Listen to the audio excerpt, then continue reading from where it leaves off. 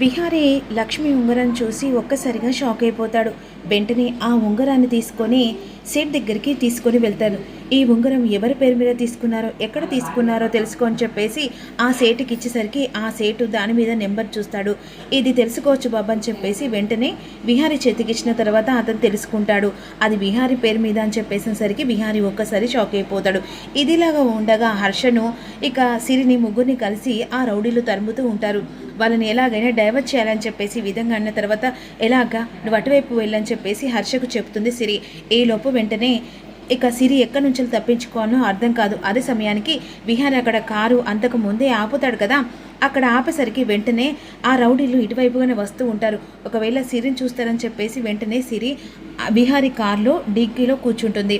ఆ సమయంలో అరే వాళ్ళు ఇక్కడే తప్పించుకున్నారా, వాడిని వదిలిపెట్టకూడదు, ఎలాగే సరే ఆ సిరిని ఇక వీడిని ఇక నిజాన్ని బయట పెట్టకుండా మనం ఆపాలరా అని చెప్పేసి ఈ విధంగా అనుకుంటూ ఉంటారు. ఈలోపు వెంటనే కారులో నుంచి దిగుదాం అనేసరికి విహారీ వెంటనే మళ్ళీ నిజాన్ని తెలుసుకొని అంటే లక్ష్మి అక్కడే ఉంది, ఇక్కడ తిరుగుతుందని చెప్పేసి నిర్ధారించుకుంటాడు. వెంటనే విహారీ కార్ స్టార్ట్ చేస్తారు. అదే సమయానికి డిక్కీ ఓపెన్ చేసి తను బయటికి వస్తున్న సమయంలో ఒక్కసారిగా స్టార్ట్ అయిపోతుంది. ఆ కారులో అక్కడ స్టక్ అయిపోతుంది సిరి. ఇక ఇదిలాగా ఉండగా హర్ష అక్కడి నుంచి తప్పించుకుంటాడు కదా. ఈలోపు వెంటనే నేరుగా ఆఫీస్ దగ్గరకు వస్తాడు. ఆ సమయంలో హర్ష వెంటనే ఇక విహారీకి ఫోన్ చేస్తారు. సార్ మీరు ఎక్కడున్నారు సార్, కొన్ని నిజాలు చెప్పాలి అని ఈ విధంగా అంటుండగా ఏమైంది హర్ష, కొన్ని నిజాలు చూపించాలి సార్, వాళ్ళు పెద్ద హంతకులు సార్ అని విధంగా అంటుండగా ఎలాగైనా సరే నిజాన్ని చూపించాలని చెప్పేసి అనుకుంటున్న సమయంలో అక్కడికి రౌడీలు వస్తారు.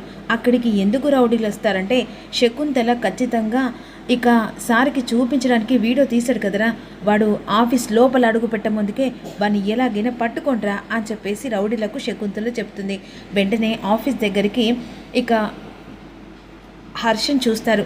హర్ష వెంటనే రౌడీలను చూసి ఒక డోర్ వెనకాల అక్కడ పక్కన ఉంటాడు. వీని చేతికి నేను చిక్కితే నిజం బయటపడకుండా ఉంటుంది అని చెప్పేసి ఈ విధంగా అనుకుంటాడు. ఈలోపు మాత్రం విహారీ అసలు లక్ష్మి ఇక్కడ ఉందా, అంటే ఇక్కడ ఏం చేస్తుంది, తను ఎక్కడుంది, తన గురించి ఎలాగైనా ఆచూకీ తెలుసుకోవాలి అని చెప్పేసి విహారీ మైండ్లో ఆ దాట తట్టిపోతుంది. అయ్యో ఇది ఎవరి కారు, అసలు నేను ఇది ఎవరి కారు, ఎక్కడికి వెళ్తుందో దేవుడా, నా కొడుకు ఇక అక్కడే ఉన్నాడు కదా అని చెప్పేసి కంగారు పడిపోతుంది. నేరుగా ఇది విహారీ కారు కాస్త ఇంటికి వెళ్ళిపోతుందన్నమాట. విహారీ చాలా డిస్టర్బ్ అవుతాడు. మళ్ళీ లక్ష్మి గతంలో గుర్తొచ్చింది, కాస్త డైవర్ట్ అయ్యే సమయానికి తన రింగుతో మళ్ళీ మొదటికి వస్తాడన్నమాట.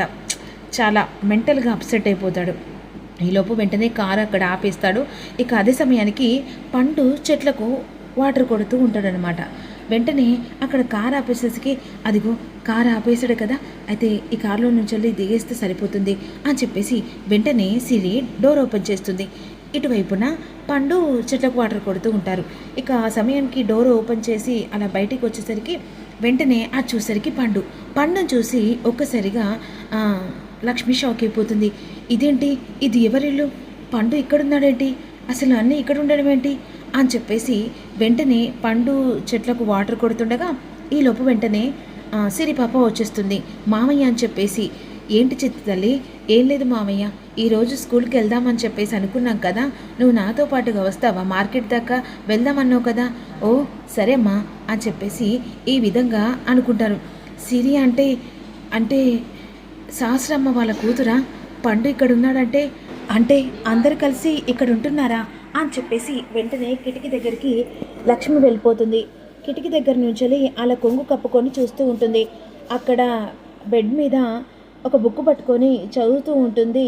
యమునమ్మ ఎన్ని ఏళ్ళు అవుతుంది యమునమ్మని చూసి అని చెప్పేసి ఈ విధంగా అనుకుంటూ ఉంటుంది. ఈలోపు సిరి వచ్చేస్తుంది. ఇక గ్రాండ్మా ఏం చేస్తున్నావు, ఏం లేదమ్మా బుక్ చదువుతున్నాను. ఓ అవునా, నేను ఈరోజు స్కూల్కి మామీని తీసుకెళ్ళాలనుకుంటున్నా అని చెప్పేసరికి అప్పుడు పండు యమున దగ్గరికి వస్తాడు. ఏంటి పండు, సిరమ్మతో అట నువ్వు వెళ్తావా? అవునమ్మా, ఎవరో తన పేరుతో సిరమ్మ ఉన్నదట కదా, తనని కలవడానికి వెళ్దామని చెప్పేసి 2 రోజుల నుంచి అడుగుతుంది. అలాగే తనని కలిసొద్దామని చెప్పేసి అనుకుంటున్నసరికి లక్ష్మి కిటికీ దగ్గర ఉంటుంది కదా, విని షాక్ అయిపోతుంది. అంటే నన్ను కలవడానికి పండుని తీసుకొని వస్తుందా? మామయ్య ఈరోజు మాత్రం అస్సలు మిస్ కాకూడదు, తను చేసిన వంటలు ఎంత బాగుంటాయో తెలుసా, నేను తిన్నాను తెలుసా.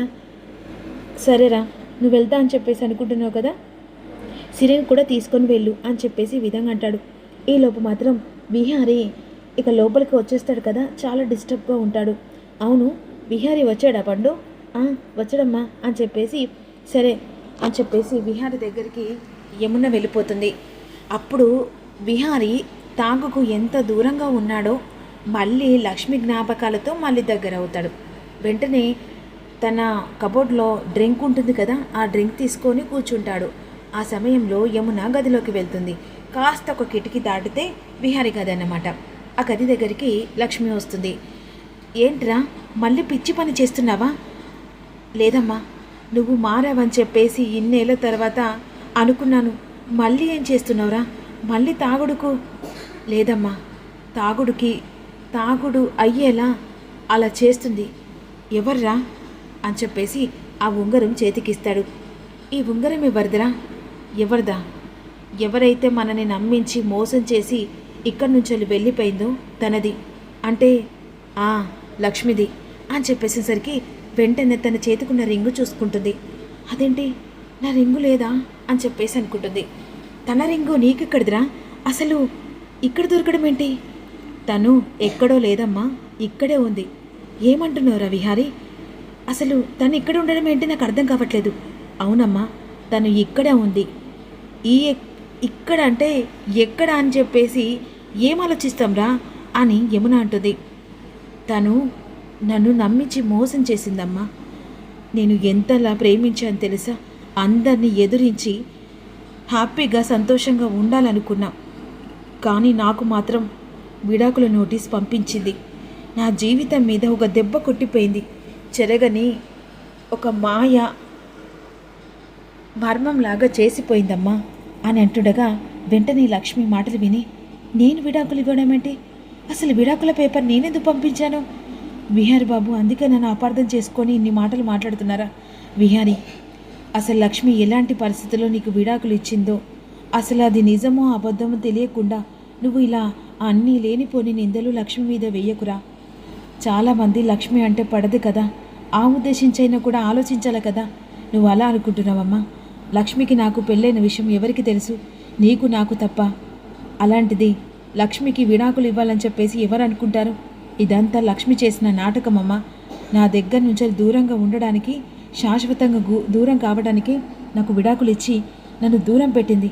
అలాంటి లక్ష్మి ఇన్ని నెలల తర్వాత గుర్తుకు రావద్దనుకుంటే మళ్ళీ తిరిగి గుర్తొచ్చింది ఈ ఉంగరం వల్ల. అంటే ఇక్కడ సంతోషమైంది ఏంటంటే లక్ష్మి ఇక్కడ ఉందన్నమాట. అరే, తప్పుగా అనుకోగలంటే ఒక మాటరా, ఏ ఆడపిల్లైనా కష్టమో నష్టమో ఒక భర్తతో సంతోషంగా ఉండాలనుకుంటుందిరా. ఇప్పుడు లక్ష్మి ఇక్కడే ఉన్నదనుకుంటున్నావు కదా, ఎలాగైనా తన్ని తీసుకొని రారా. ఇంకొకసారి తన పేరు ఎత్తితే మర్యాదగా ఉండదు అనే విధంగా కోపంగా అంటాడు. ఇదిలా ఉండగా శకుంతల మాత్రం ఎలాగైనా సిరి చేతికి ఇక నిజాన్ని బయటపడనివ్వకుండా చేస్తూ ఉంటుంది. ఇక్కడ రౌడీలు పారిపోతారు, అంటే వెళ్ళిపోతారన్నమాట. వెంటనే హర్ష ఆఫీస్లోకి వెళ్ళిపోతాడు. ఆఫీస్లోకి వెళ్ళేసరికి సార్ అని చెప్పేసరికి క్యాబిన్లో ఉండడు. వెంటనే విహారీకి ఫోన్ చేస్తారు. సార్ మీరు అర్జెంటుగా ఆఫీస్కి రండి అని చెప్పేసరికి, ఏమైంది హర్ష, ప్లీజ్ సార్ అర్థం చేసుకోండి అని చెప్పేసరికి వెంటనే అక్కడి నుంచి వెళ్ళి విహారీ ఆఫీస్కి బయలుదేరుతుండగా విహారీ కారులో ఎక్కాలని చెప్పేసి లక్ష్మి ఎవరు చూడకుండాకో అదే డిక్కీలో మళ్ళీ కూర్చుంటుందన్నమాట. స్టార్ట్ చేసుకొని విహారీ వెళ్ళిపోతాడు. ఆ సమయంలో ఆఫీస్కి వెళ్ళిన తర్వాత ఇక బండారా మొత్తం బయట పెట్టాలని చెప్పేసి హర్ష ఈ విధంగా అనుకుంటూ ఉంటాడు. వెంటనే ఆఫీస్లోకి విహారీ వెళ్తాడు. ఇక నిజాన్ని మొత్తం తన చేతిలో చూపించిన తర్వాత ఈ ప్రాజెక్టు వెంటనే మీ అక్కకి ఇవ్వాలని చెప్పేసి నిర్ణయించుకుంటాడు. ఈలోపు ఇక వెంటనే విహారీకి థాట్ వస్తుంది. ఈరోజు ఆఫీస్లో ఈ రింగు పడ్డదంటే ఖచ్చితంగా ఈ ఆఫీస్కి తను వచ్చిందన్నమాట అని చెప్పేసి వెంటనే సీసీ కెమెరాలు మొత్తం చెక్ చేస్తూ ఉంటాడు. చెక్ చేసే ముందు తను ఇటు వచ్చేది బ్యాక్ వచ్చేది చూపిస్తూ ఉంటారు. ఫస్ట్ ఫ్రంట్ వచ్చేది మాత్రం చూపించడం అన్నమాట. తను ఇలా వస్తుండగా లోపల తన ఒక యాంగిల్ మాత్రమే కనిపిస్తుంది.